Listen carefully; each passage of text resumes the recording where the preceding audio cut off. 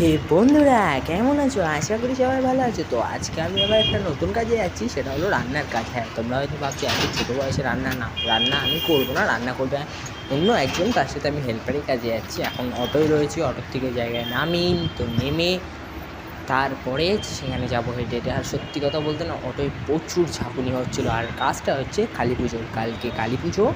আজকে আমরা গিয়ে সব কাটাকোটা করে রাখবো। যিনি রাঁধবেন তিনি কাল সকালে এসে তারপর রাঁধবেন। আর রান্নাটা অনেক বড়, জাস্ট 2000 মানুষের রান্না হবে গাইস। তো আমি ফাইনালি চলে এসেছি।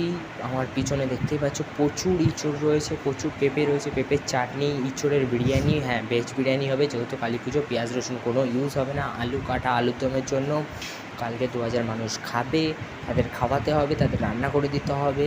তো সেই কাজের জন্যই আমি এখানে এসেছি। তো তোমরাও যদি কোনো কাজ করাতে চাও আমাদের রাঁধুনি দিয়ে, তোমরা ফোন করতে পারো। আমি ফোন নাম্বার ডেসক্রিপশানে দিয়ে রাখবো। টাটা।